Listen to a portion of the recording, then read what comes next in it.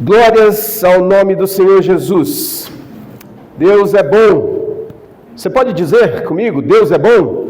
Deus é bom. Deus é muito bom. Deus é bom demais. A gente que não presta, né? Glória a Deus. Então, como foi dito no início, iniciando aí mais uma jornada, mais uma série de mensagens. E a mensagem de hoje, a primeira da série, tem como tema Atraídos pelo Pai. Atraídos pelo Pai. Se você gosta aí de anotar, tome nota. E nessa jornada, então, a gente vai descobrir um pouquinho do coração do Pai. Falar sobre Pai nos nossos dias é mexer numa ferida aberta, não é verdade? Mexer numa ferida aberta na alma, principalmente dessa nossa geração. Talvez você esteja aqui hoje e só de ouvir a palavra Pai, aqueles que estão assistindo pela internet também, talvez só de ouvir a palavra Pai, algo dentro de você já se fecha, algo já se arrepia, né? Diferente quando a gente fala mãe, né? Mãe é todo amor, mãe é mãe, né? Mas para muitos, quando se fala a palavra pai, isso gera um certo desconforto. Isso porque o pai terreno falhou. Isso porque o nosso pai de carne e osso, ele falha. Ele é imperfeito. Eu sou imperfeito. Você é imperfeito, Paulo? Imperfeito, né? Todos nós, Cleiton, você é imperfeito? Todos nós somos imperfeitos. Todos nós temos as nossas falhas. Porém, algo que precisa mexer muito conosco, e se esse é teu caso, ou que você conheça pessoas que sofrem quando se fala a respeito de paternidade, quando se fala a respeito de pai, a gente precisa entender que o Evangelho traz uma verdade que cura por completo. O Evangelho traz uma mensagem que restaura todas as coisas. Tudo aquilo que foi ferido pelo homem, tudo aquilo que foi ferido por causa do pecado, o Evangelho traz uma verdade que cura. E essa verdade é: você tem um Pai. Um Pai que é eterno, um Pai que é santo, um Pai que é perfeito, um Pai que é amoroso. E o texto dessa noite, ele nos mostra o coração desse Pai. E acredite, ele está mais perto do que você imagina. Por isso eu te convido a abrir a sua Bíblia no Evangelho de Lucas. Também vai ser projetado aqui. Evangelho de Lucas, no capítulo 15. A partir ali do verso 11.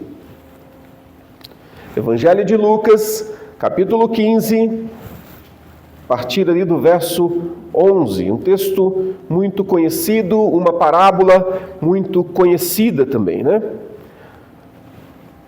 Diz assim: certo homem tinha 2 filhos. O mais moço deles disse ao pai: Pai, dá-me a parte dos bens que me cabe. E ele lhes repartiu os haveres. Passados muitos dias, o filho mais moço, ajuntando tudo que era seu, partiu para a terra distante. E lá dissipou todos os seus bens, vivendo dissolutamente. Depois de ter consumido tudo, sobreveio àquele país uma grande fome, e ele começou a passar necessidade. Então ele foi e se agregou a um dos cidadãos daquela terra, e este o mandou para os seus campos a guardar porcos. Ali desejava ele fartar-se das alfarrobas que os porcos comiam, mas ninguém lhe dava nada. Então, caindo em si, disse: quantos trabalhadores de meu pai têm pão com fartura, e eu aqui morro de fome? Levantar-me-ei e irei ter com meu pai, e lhe direi: Pai, pequei contra o céu e diante de ti, já não sou digno de ser chamado teu filho, trata-me como um dos teus trabalhadores. E levantando-se foi para o pai. Vinha ele ainda longe, quando seu pai o avistou, e compadecido dele, correndo o abraçou e beijou. E o filho lhe disse: Pai, pequei contra o céu e diante de ti, já não sou digno de ser chamado teu filho. O pai, porém, disse aos seus servos: Trazei depressa a melhor roupa, vestiu, põe-lhe um anel no dedo e sandálias nos pés. Trazei também e matai um novilho cevado, comamos e regozijemo-nos, porque este meu filho estava morto e reviveu, estava perdido e foi achado, e começaram a regozijar-se. Até aqui. Senhor, revela a Tua palavra aos nossos corações, que ela seja viva, Senhor, e que o Senhor possa ministrar a cada um de nós, ó Deus. Em nome de Jesus. Uma parábola muito conhecida de todos nós, né? A parábola aí do filho que resolve seguir a vida. E a primeira lição que nós tiramos então desse texto é que o Pai nos vê mesmo quando estamos longe. O Pai nos vê mesmo quando estamos longe. Podemos ver isso ali no início, nos versos 11 até o 20, né? Jesus, ele conta essa parábola para nós, para confrontar, e aqui ele ensina que quando ele fala para os religiosos, para os discípulos que estavam ali com ele confronta para mostrar justamente o coração do Pai. A parábola nada mais serve para isso, para abrir o entendimento e fazer a gente compreender a verdade absoluta do Evangelho, do reino de Deus. Então, ao contar essa parábola, os religiosos são confrontados. Ele apresenta então dois filhos. Mas o foco dessa noite, eu quero que você fique nesse filho mais novo, que decide sair de casa, quebrando então o vínculo com o pai. Esse filho pede então a herança antecipadamente. E sabe o que quer dizer isso? Sabe o que significa isso? Tocando em palavras, seria o mesmo que dizer assim para o pai: Pai, eu preferia que você estivesse morto. Forte, né? Porque a herança é dada após a morte do pai.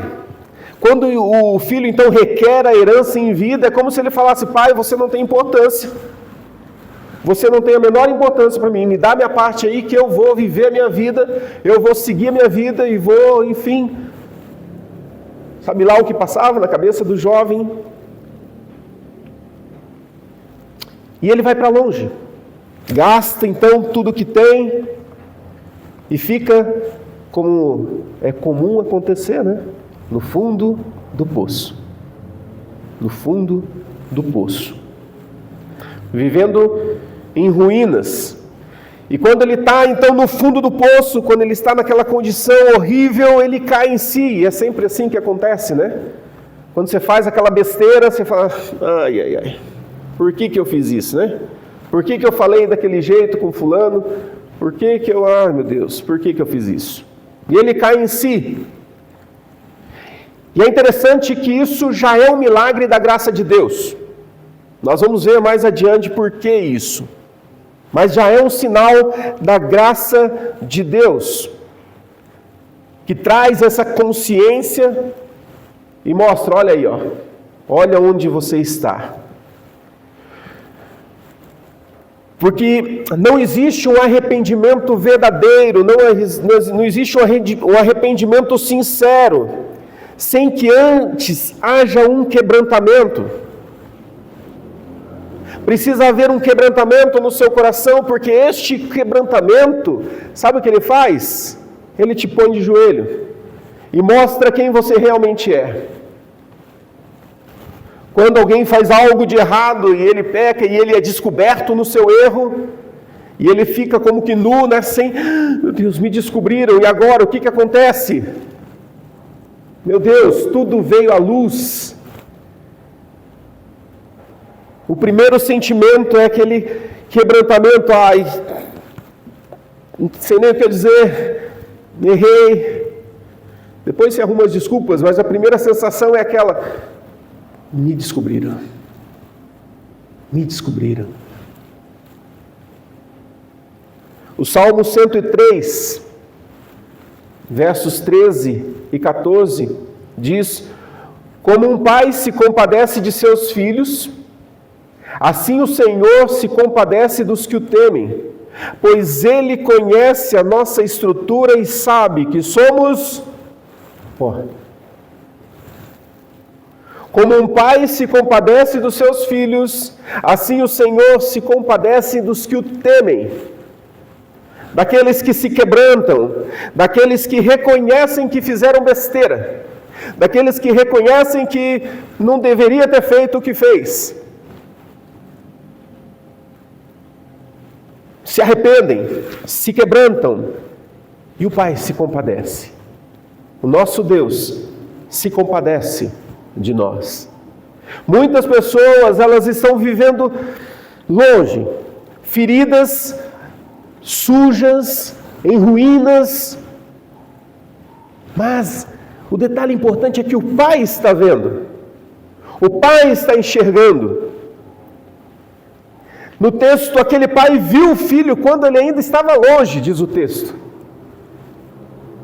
Viu e correu até o filho, correu ao seu encontro. E nós vamos ver na história de toda a Bíblia, a história de um Deus que está formando um povo e batalhando por restaurar essa comunhão, essa relação que o pecado destruiu. A gente vê o Deus ao longo de toda a história bíblica buscando essa restauração com o povo, buscando estabelecer novamente essa relação de intimidade. Ele quer nos atrair para si. Lembra do texto inicial que nós lemos lá em Jeremias? Com benignidade te atrair. O Senhor quer isso, Ele quer atrair os seus filhos, Ele quer, porque com amor eterno Ele nos amou. E todo aquele que se arrepende, se quebranta, teme ao Senhor, o Senhor se compadece, estende a mão. Ele quer nos atrair. E é interessante que essa imagem aí do pai correndo em direção ao filho é o mesmo de Deus correndo para acolher nós pecadores.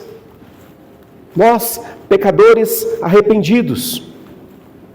O coração de Deus, ele não está endurecido contra aquele que peca, contra aquele que se afasta, mas Ele espera com amor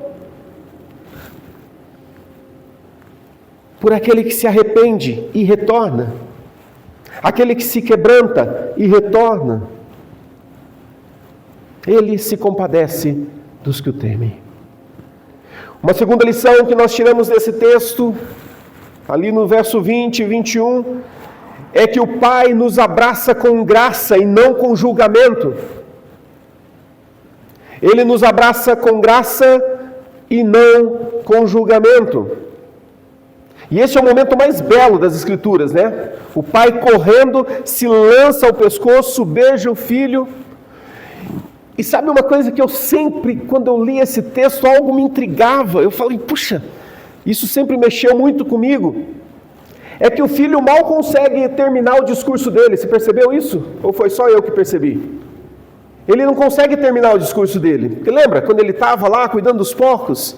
Quando ele fala que o meu pai, os empregados do meu pai têm coisas para comer, e eu aqui nessa situação, já sei, vou chegar para ele e vou dizer, pai, pequei contra o céu, pequei contra ti, já não sou digno de ser chamado teu filho, me trata como um dos seus trabalhadores. Percebe que essa fala final ele não diz? Me trata como um dos seus trabalhadores, ele não diz? Ele começa o discurso, pai, pequei contra ti, já não sou digno de ser chamado teu filho. Mas o abraço do pai, e eu fico imaginando essa cena, né? Tão eufórico, com o filho que volta, como se o pai chegasse e abraçasse ele e falasse, esquece tudo que você está falando, para. O que mais importa é que você está aqui. E não deixa o filho nem terminar a sua fala, E já pede então para que tragam para ele os anéis, roupas, sandálias. A gente já vai falar sobre isso um pouco adiante. Mas esse foi o amor do pai para com o filho que retorna.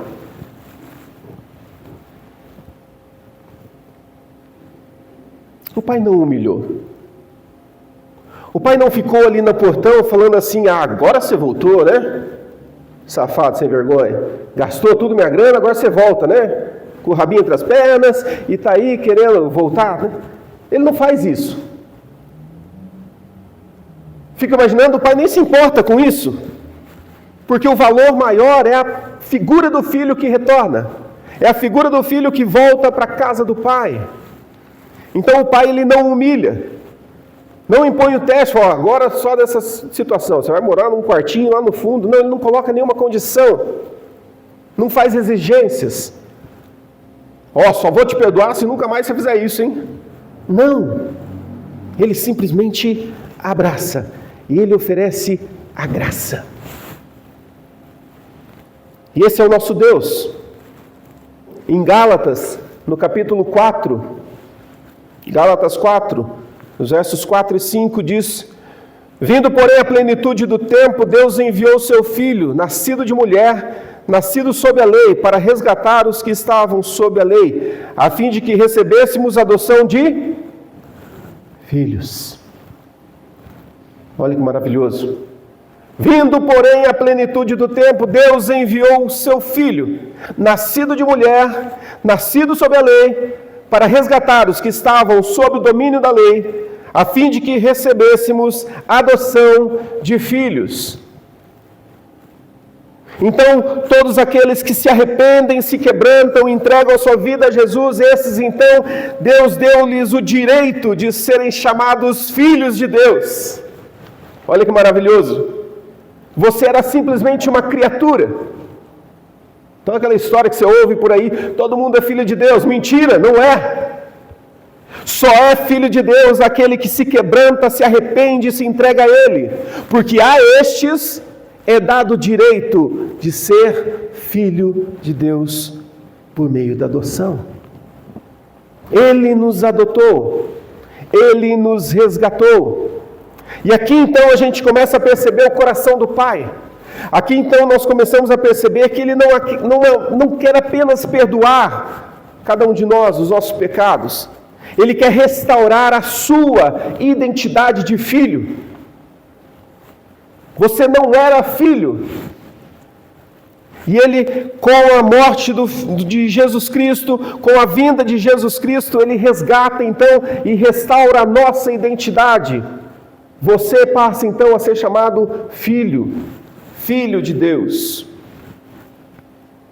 O problema é que muitos, mesmo ouvindo isso, vivem como empregados, tentando agradar o seu Senhor. Muitas pessoas que às vezes até estão na igreja, estão vivendo a comunhão da igreja, mas ainda estão vivendo como empregados. Ainda estão vivendo escravizados, não entenderam ainda a sua identidade de filho, tentando de alguma forma pagar uma dívida, né? Sabe aquele empregado que quer sempre agradar o patrão e daí tenta fazer alguma coisa e tal, sempre com aquele sentimento, eu sou devedor, eu preciso fazer alguma coisa para o meu patrão gostar de mim e não me mandar embora. Muita gente tem essa relação com Deus, faz coisas, às vezes escolhe, vou tocar no louvor, vou cuidar do multimídia, vou fazer coisa, vou ficar na diaconia, vou ajudar a recepcionar as pessoas, mas não porque quer servir a Deus, mas porque tem um sentimento ali de dívida e fala, eu preciso fazer isso, senão o Senhor não vai me abençoar, senão minha semana vai ser ruim, senão as coisas não vão andar bem para o meu lado.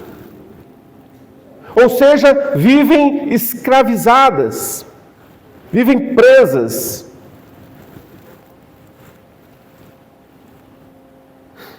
Presas muitas vezes na religiosidade.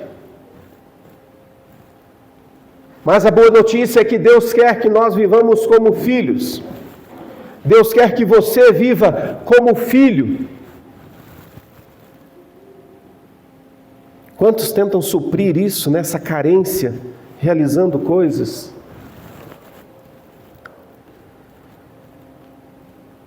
Se nós perguntarmos aqui para os pais, né?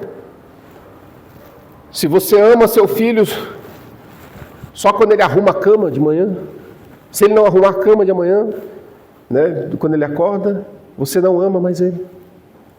É assim, pais? Você deixa de amar teu filho quando ele não cumpre alguma coisa? Com certeza não. Você vai se aborrecer, sim, né? Vai ficar bravo com ele. Mas o seu amor por ele não vai acabar por causa disso. E a mesma coisa com Deus. Por que com Deus a gente acha que é diferente? E a gente tenta pagar essa relação para que Ele faça alguma coisa por você. Deus quer tirar esse peso das nossas costas. E Ele quer dizer: meu filho amado, arrependa-se e anda na minha presença. Arrependa-se e anda na minha presença. O arrependimento, como eu disse, ele é o portão de entrada da casa do Pai. Lá em Gênesis 17:1, lá no comecinho da Bíblia, diz: quando atingiu Abrão a idade de 99 anos, apareceu-lhe o Senhor e disse: eu sou o Deus Todo-Poderoso, ande na minha presença e seja perfeito. Em outras versões, seja íntegro. Percebe a fala de Deus para Abrão?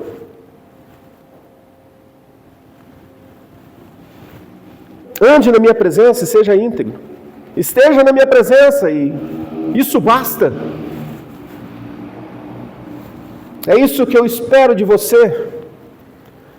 Se você for um pouco para frente, Isaías em 55, 6 e 7, a gente também encontra um chamado ao arrependimento, ao retorno para o Senhor. Diz: buscai ao Senhor enquanto se pode achar, invocai-o enquanto está perto. Deixe o perverso o seu caminho, iníquo os seus pensamentos, converta-se ao Senhor, que se compadecerá dele, e volte-se para o nosso Deus, porque Ele é rico em perdoar. Abandona o que é errado. Volte-se para Deus. E Ele vai se compadecer de você. A mensagem do Evangelho é essa: arrependa-se dos seus pecados. João Batista, esse era o discurso dele. Arrependa-se dos seus pecados. Converta-se. Mude de vida. Ande na presença do Senhor, porque Ele é rico em perdoar.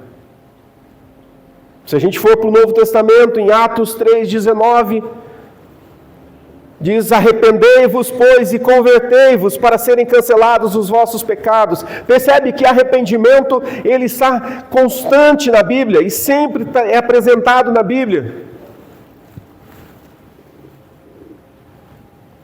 O Senhor está nos atraindo. O Senhor está chamando a nossa atenção. Buscai ao Senhor enquanto está perto. Invocai o seu nome. Ele está chamando a nossa atenção e Ele fala: arrependa-se. Ah, Deus, eu sou muito imperfeito, arrependa-se. Ah, Senhor, eu não... Arrependa-se. E anda na minha presença. Viva na minha presença. A gente percebe com tudo isso, então, que o maior interesse do nosso Pai é que a gente esteja diante dEle, com o coração arrependido, com o coração sincero. Uma atitude de arrependimento, ela é o primeiro passo para a mudança, para a gente retornar, então, à comunhão com Deus. Não importa o que você fez, não importa o seu pecado, arrependa-se, volte para a casa do Pai, porque Ele está de braços abertos. E Ele não quer ouvir as suas desculpas, Porque cá entre nós a gente é bom de desculpa, né? A gente é bom para arrumar desculpa. Ah, mas Deus, veja meu caso.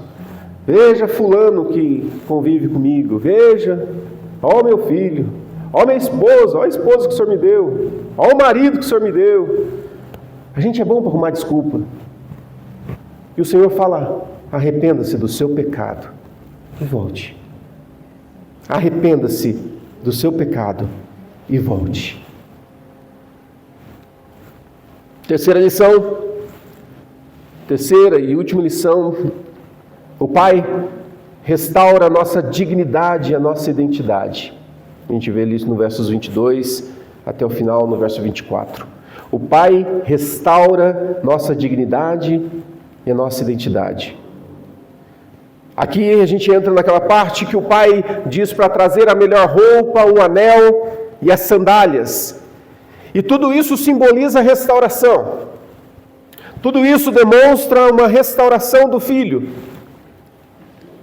A roupa nova, podemos dizer que representa, então, demonstra a dignidade restaurada. Imagina que talvez ele estivesse sujo, estivesse maltrapilho, estivesse em condições horríveis, porque ele já estava vivendo na rua, ninguém se importava com ele. Depois de perder toda a herança, todo o dinheiro que o pai havia dado a ele, ele encontra-se então numa situação bem caótica, bem difícil.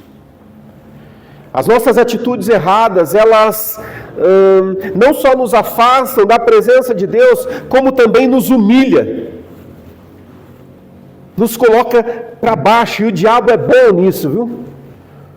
O diabo é bom para tocar na ferida e falar assim, olha como você é um traste, olha como você não vale nada, errou de novo, olha aí, vai na igreja, dá o dízimo, olha aí, ó o que você faz, serve lá na igreja, olha aí, errou de novo, você não vale nada.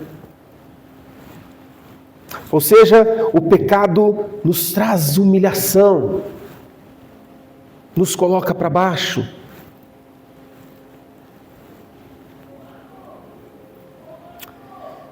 E a gente passa a viver uma vida à margem daquilo que Deus tem para nós. E o Pai, quando restaura, Ele troca as nossas vestes.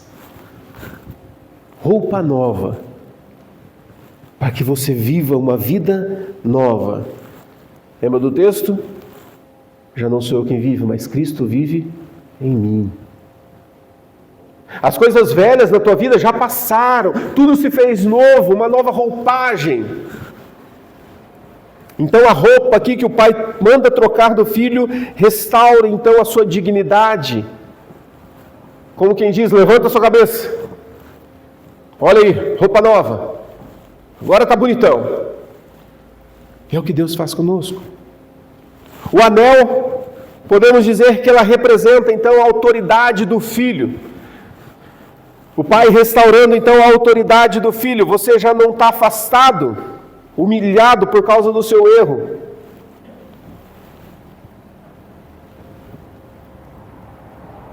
Tanto que o filho queria ser tratado como um dos empregados, né? Queria ser, já não sou mais filho, eu quero... E quando ele dá o anel, é como quem diz assim, agora você tem autoridade. Você não é empregado. Você não é um escravo. Você é o meu filho.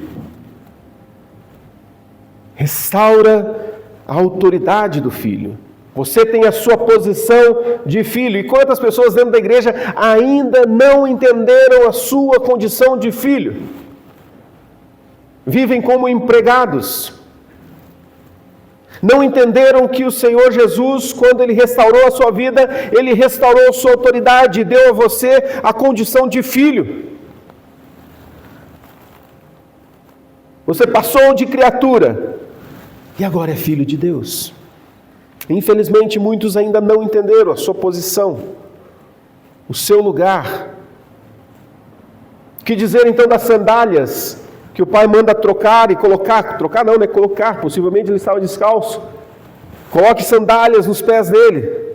Os servos andavam descalços. não tinham calçados nos seus pés. Quando a gente perde a nossa identidade de filho, a gente perde a nossa liberdade diante das pessoas, e a gente sente vergonha de quem é. Você já tentou entrar num banco descalço? Quem já fez esse teste? Faz amanhã, depois me conta. Como é que foi a sensação? A hora que você chegar, desce do carro assim, tira e entra descalço. Lá no banco. Você não sente que, nossa, tem alguma coisa errada aqui, né? Puxa, olha, como sou miserável, né? Você automaticamente entra numa condição mais assim, né? Puxa, está faltando alguma coisa aqui. Se sente escravo. E as sandálias aqui podem representar essa liberdade que Deus nos dá. Liberdade para poder ir aonde for com segurança. O calçado não dá uma segurança, não dá uma firmeza quando você anda. Anda descalço. A gente sente algo incomodar. A gente sente vergonha da condição que a gente está naquele momento. Deus, então, Ele vem para restaurar a nossa dignidade. E Ele quer mostrar a todos nós, as pessoas que somos. Somos filhos. Filhos. Quantos já não se espantaram ao ver pessoas que antes viviam à margem e hoje você olha para ela e fala assim, uau, o que aconteceu com fulano, né? O que aconteceu com fulano? Na semana passada eu passei a fazer parte de um grupo que está pregando lá na Casa Pop, não sei quantos conhecem a Casa Pop, e na quinta-feira passada o Paulo foi comigo lá, né? Levei ele. Quem quiser ir comigo eu posso levar, tá? Não vou levar a igreja inteira, porque senão, né? Mas quem quiser ir comigo, viu, seu Edgar? Se quiser ir comigo lá, vamos lá. E eu fui pregar para ele lá, e tem um rapaz lá, que eu não sei o nome dele, mas é o Pardal. Talvez você conheça o Pardal, né? E ele está lá. Só que a condição que ele está hoje é bem diferente do que já me disseram que ele estava antes. Quem olha ele hoje, eu não conheci antes, né? Talvez vocês conheceram, já conhecem a história dele. Ele ainda está na casa de passagem, né? Ainda está lá. Mas a situação muda. E quantas pessoas a gente já não viu? Fala assim, uau, o que aconteceu com a tua vida? Você está diferente, você está mudado, algo aconteceu. Deus traz dignidade. Deus restaura a dignidade daqueles que se tornam filhos dele, daqueles que se arrependem, se quebrantam, dobram a cerviz e declaram que são nada diante do Senhor. A estes o Senhor restaura. Esse é o Evangelho, meu irmão, minha irmã. Esse é o Evangelho de Cristo. Um Deus que não apenas perdoa o pecador, mas adota e o veste como filho. E o prepara como filho. Essa é uma verdade que precisa entrar profundamente no nosso coração. Especialmente dessa geração que tem problemas com paternidade. Eu conheci pessoas que tiveram muita dificuldade em se entregar a Deus, porque eles não conseguiam enxergar Deus como pai. Porque o seu pai terreno falhou muito. O seu pai aqui da terra errou muito. E por causa disso, essa pessoa tinha dificuldade de enxergar Deus como pai. Tinha dificuldade de enxergar Deus como pai. Não sei quantos lembram do filme A Cabana. Alguns criticaram o filme A Cabana, mas eu entendi muito bem a mensagem dele. Que aparece Deus na figura de uma mulher ali, Mas em determinado momento do filme, Deus se revela então para aquele homem, como um pai. E ele diz no filme lá: agora convém que eu esteja diante de você como um homem, porque eu preciso restaurar algo em você, que o homem da terra te feriu. Deus, Ele quer restaurar em nós todas as feridas que a gente teve durante toda a nossa vida, nossa jornada. O Senhor quer restaurar você por completo. Ele não quer te dar só um emprego, fazer você ter uma vida aí bonitinha, uma casa própria, um carro, um bom trabalho. Não! Ele quer restaurar sua alma em todas as áreas da tua vida. O primeiro passo a gente já viu, é se arrepender e falar: Senhor, eu me quebranto, eu me dobro diante do Senhor, e eu quero que o Senhor restaure toda a minha vida. Restaura a minha vida. Restaura todas as áreas da minha vida. Eu preciso do Senhor.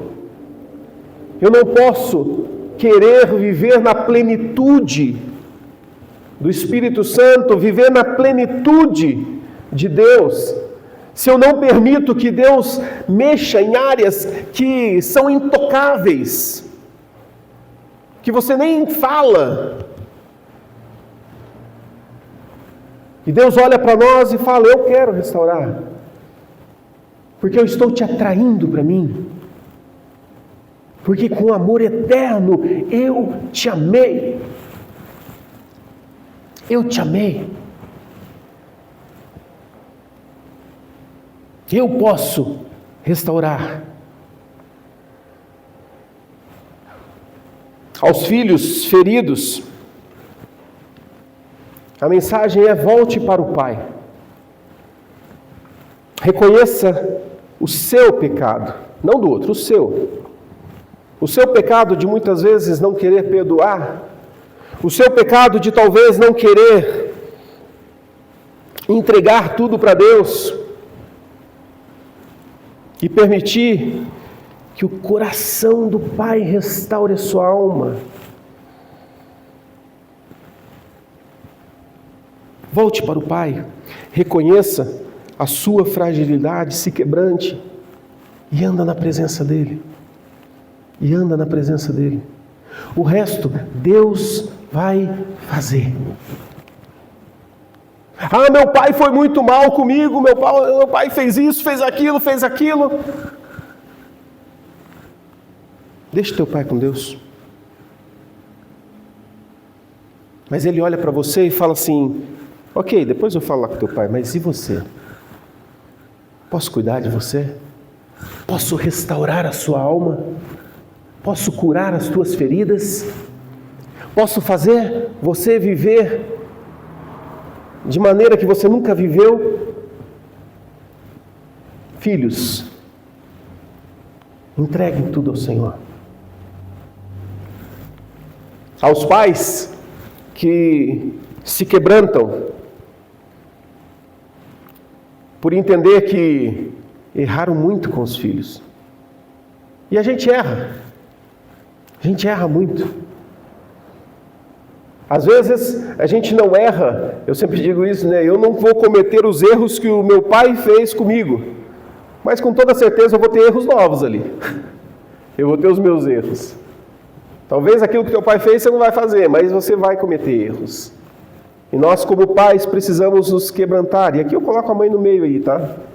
Porque senão a mãe fala assim: a Luciana já cutuca o Paulo assim, fala: para você. Não, tá no bolo aí. Arrependa-se. Deus restaura e Ele vai te capacitar para escrever uma nova história. Para escrever uma nova história.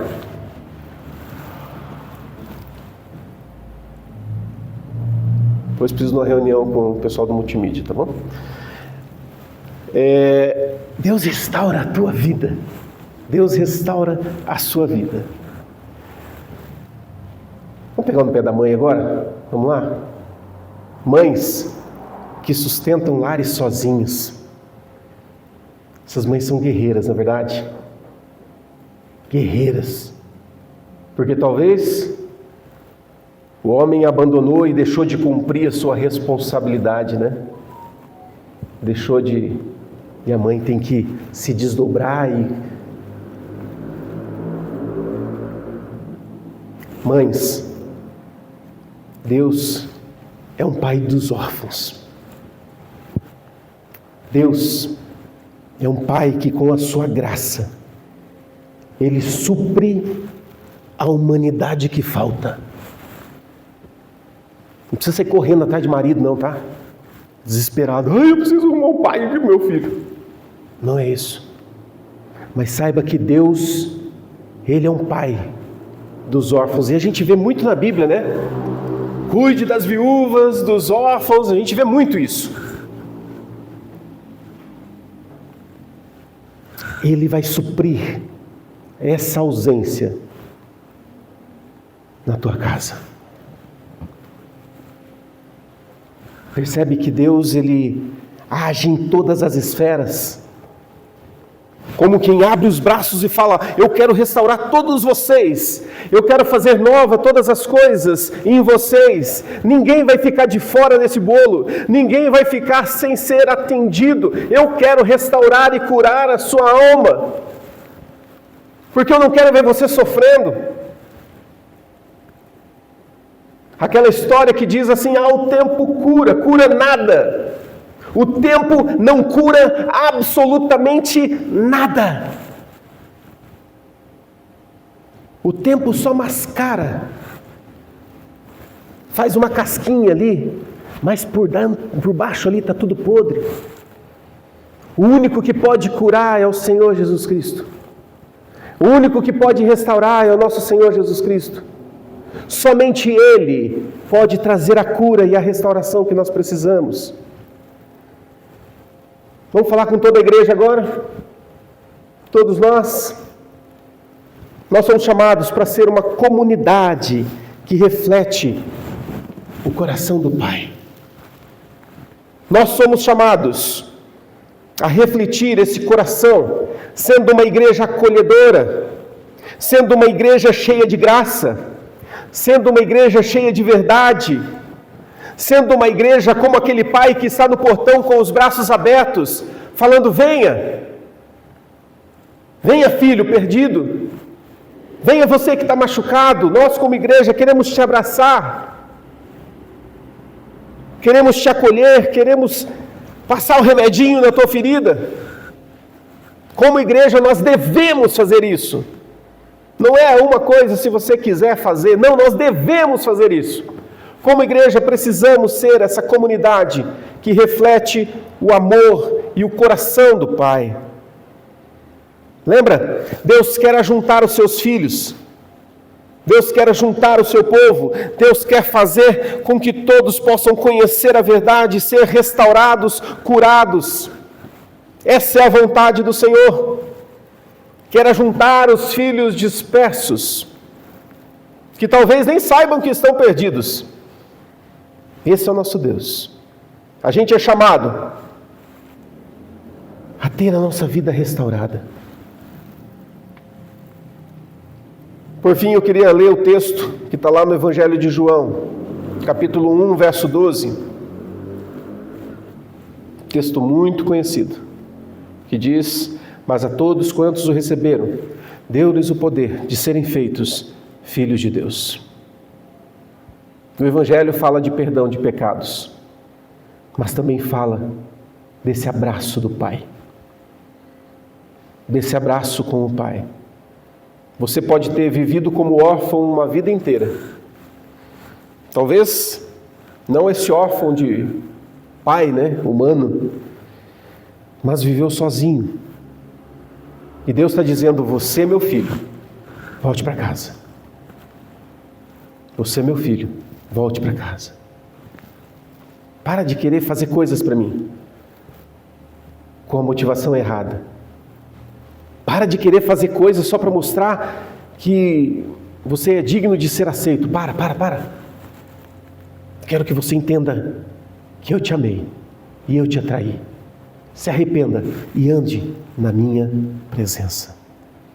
Queria te convidar para você ficar em pé.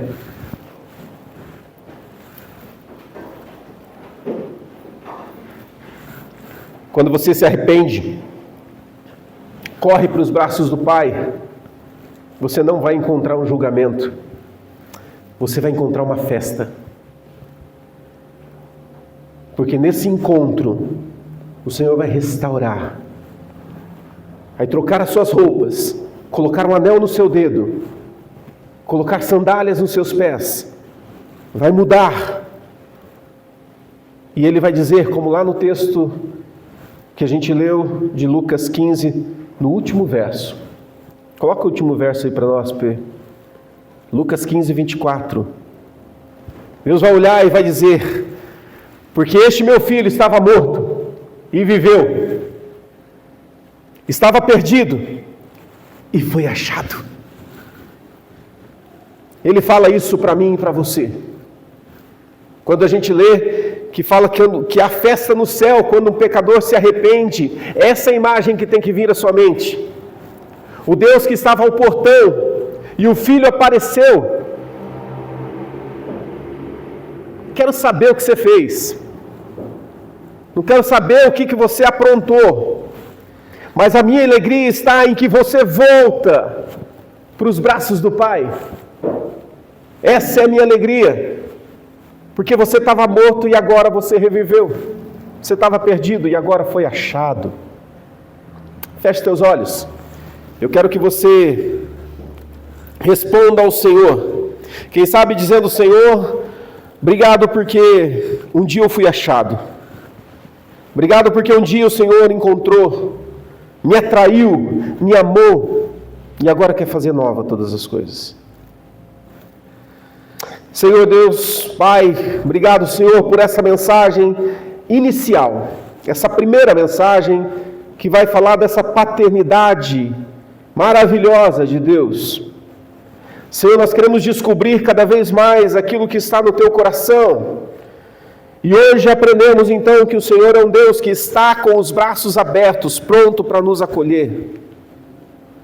Um Deus que quer restaurar as feridas, restaurar a nossa alma. Quer fazer nova todas as coisas em nós. Senhor, nos rendemos diante de Ti e declaramos, Pai, a nossa dependência do Senhor. Te agradecemos, Deus, pelo agir do Senhor em nós. E te pedimos, continua a nos ensinar ao longo de toda essa jornada, neste mês, ó Deus. Revela-se a cada um de nós, como cada um de nós precisamos ouvir, de forma que a gente entenda aquilo que nós precisamos mudar. Faz isso, Deus, em nós, no nome do Senhor Jesus. Amém. Amém.